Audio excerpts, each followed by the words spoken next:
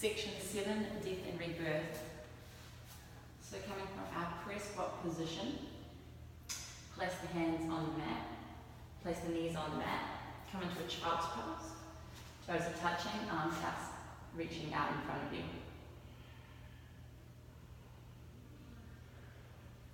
Right, from child's pose, slowly draw the hands back towards the body. Bring the knees in slightly if they're quite wide off the mat. And reach your hands back to meet your heels for flaring lotus. Now I'm going to demonstrate the regression version of flaring lotus first, and then I will demonstrate the full version. So the regressed version will be having my hands come to my lower back instead of meeting on top of my feet. So I stay nice and tucked through my body. Regressed version, hands on the lower back. I keep my chin tucked to my chest. As I slowly start to lift up through my spine, coming onto my knees, I press my hips and pelvis forward.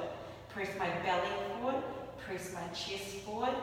Keep lifting, elbows draw together. And finally opening through the neck, chin lifts to the sky, looking back. Okay, to reverse this flaring lotus, I reverse it in the same way. So the first thing that moves is my chin comes to my chest. I start to round through my shoulders, drawing in, closing, hugging towards my navel. Hips come down to meet my ankles, and all the way down to the mat. Okay, I'll demonstrate now the slightly more advanced version. So grabbing onto my heels, okay. Remember, I want to keep my chin against my chest. It's the last thing to come up. So the first thing I do is I rise up onto my knees. Okay, I start to press my pelvis and hips forward, belly forward, chest through, rising up, shoulder blades draw together, and opening all the way to the sky. Okay, reversing this motion. Chin tucks to chest, shoulders start to curl in.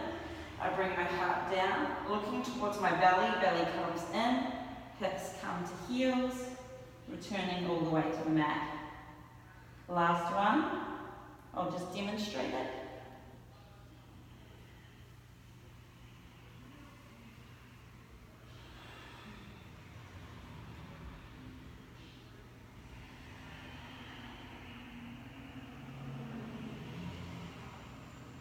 And returning back into a child's pose. Okay, from here, our child's pose, I want to bring my hands either side of my knees. I want to start engaging my cobra hood to press up as I bring my legs through and extend them into bow. So keeping the thighs hugged close to the chest. I engage my cobra hood, I press up, feet come through, I extend into bow, hips lower to the ground, chest is forward, dealing point at the toes, arms reaching nice and long. From here, I can lower all the way down. Good. Bringing my feet, stacking them underneath my knees, coming into a bridge position. Okay, so I want to make sure that my knees stay in line with my hips, they're not falling out to the side. Interlace your hands behind your hips, pull the shoulder blades to the center line of your back, slight tuck of the chin to the chest, and then press through the soles of the feet, engage the quads as you fire up, lift your hips to the sky. So draw the knuckles down, hips come up, gaze is towards the belly button. Right, gently release, slowly coming down.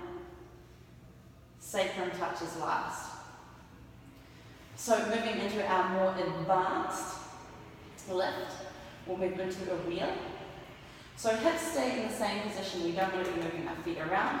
So ground your hips down, keeping them stacked pretty much in line with the knees. I take my arms and I bring them behind my head, either side of my ears. So you want to make sure you have flexion in your wrists before you go any further. If this is too much, stick with bridge. But otherwise, fingertips are pointing towards the toes. First movement is coming onto the crown of our head. So to do so, I'm going to have to press up a little bit by lifting my hips. So lift your hips up slightly and just gently roll onto the crown of your head. Once you're here, keep the elbows tucked in tight to the body. Don't allow them to splay out and lose all your strength here. So keep them in nice and tight. And if this feels alright, just play by pressing through the hands and seeing if you can lift up through the body. Keep the chest pulling through the arms. So I'm not hanging out in my heels, but I'm really pressing my chest through my arms. And to return, chin tucks the chest. Slowly lower down onto the shoulder girdle, mid-back, lower back, all the way down to the ground. Alright. From here, extend your legs out in front of you. Good. Moving into plow. So bringing the feet over the head. Alright. Chambering the left leg behind the right thigh. Okay. So as I roll up and as I roll down onto my mat, my right leg is going to sweep behind me in one circular motion. So I roll up. Okay. Hips to base, slight shift of the weight onto the left hip as I circle around, coming into pigeon. We stay here for as long as we wish. To come out, circle back around, back down, plow. Demonstrating on the opposite side this time. Right leg chambers. Okay, I roll down onto the mat. Base, foot doesn't touch as it sweeps around, leg stays nice and long, lifting up into pigeon, left side. To come back, drop the weight into your right hip. Okay. Left leg sweeps. Both legs long. Coming into plow. Okay. And moving into shoulder stand. So support the lower back with the hands here as you bring your knees into your chest. Once you feel nice and supported here, you've got a good stable base through the shoulder girdle. Begin to extend and press your legs up to the sky. So hands stay on the lower back as long as possible. If you have the stability, you can bring them down to the mat. If you need a little bit of stability to get your legs nice and straight, bring them into the back. Okay, so demi point the toes, so finding real lift at the feet. So I'm pressing the sky away with my feet. Alright, from shoulder stand, keeping the legs long and strong, basing the hands for more support and stability. Bring the toes to the mat in front of the crown of the head. Plow posture. Finally moving into deaf man's pose. So a slight bend of the knees. I'll stop talking because you won't be able to hear me as I bring my knees either side of the ears.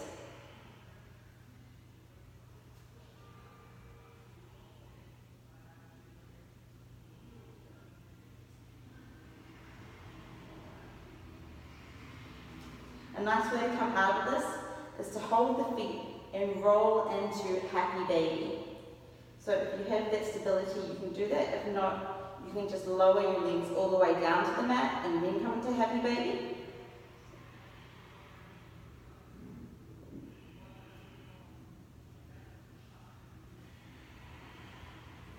Good. So happy baby. Knees are drawing into the armpits, soles of the feet are facing the sky. So there's a pushing and a pulling action here. So I pull down on the soles of my feet, but my feet resist and they draw up to the sky. So holding me here nice and stable. The whole of my spine is lying against the mat, so I'm not lifting up like this, but I'm really encouraging my lower spine, coccyx, to reach and touch the mat. So full spinal connection. A little sway can be quite nice here.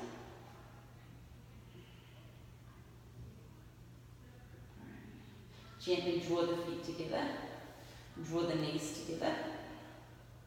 Hug the right knee into the chest. Okay. Extend the right knee, cross the body. So a little adjustment of the lower hip here to keep you nice and aligned. Right knee comes across the body. Grab onto the sole of the right foot and gently extend outwards. Notice I want to keep both my shoulders connected to the mat. I don't want to be rolling over and have my right shoulder lifted, but try as much as possible to keep that shoulder grounded. Okay. You can stay here, or the more advanced posture would be to take your right hand, your extended left foot, and take a double bind. So this is a really nice deep hamstring stretch, spinal twist. Nice way to end the class. Gently release. Coming back, reposition the hips. Left knee comes into the chest. We bring it across the right side of the body. Remember to make that hip adjustment. Right hand bases left foot as you extend. Left hand bases right foot. And the left shoulder is meeting the mat, it's not lifting up.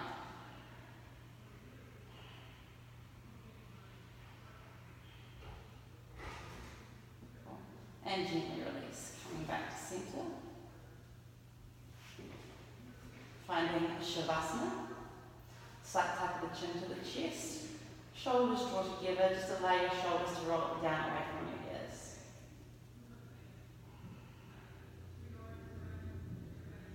From Shavasana, we can roll onto our side, bringing the knees up into the chest, using the arm as a little bit of a pillow, pushing ourselves up, supporting the body, coming into Caesar once more, hands resting on the thighs, eyes closed. Take as long as you need to, 5 minutes, 10 minutes, a few minutes, depending on the practice. And then to end the practice, we bow in, right hand down, left hand follows, we bow to the warrior within. Us, rising up, right hand, right thigh, left hand, left thigh, bringing prayer hands in front of our third eye, acknowledging the peacemaker and yogi within each of us.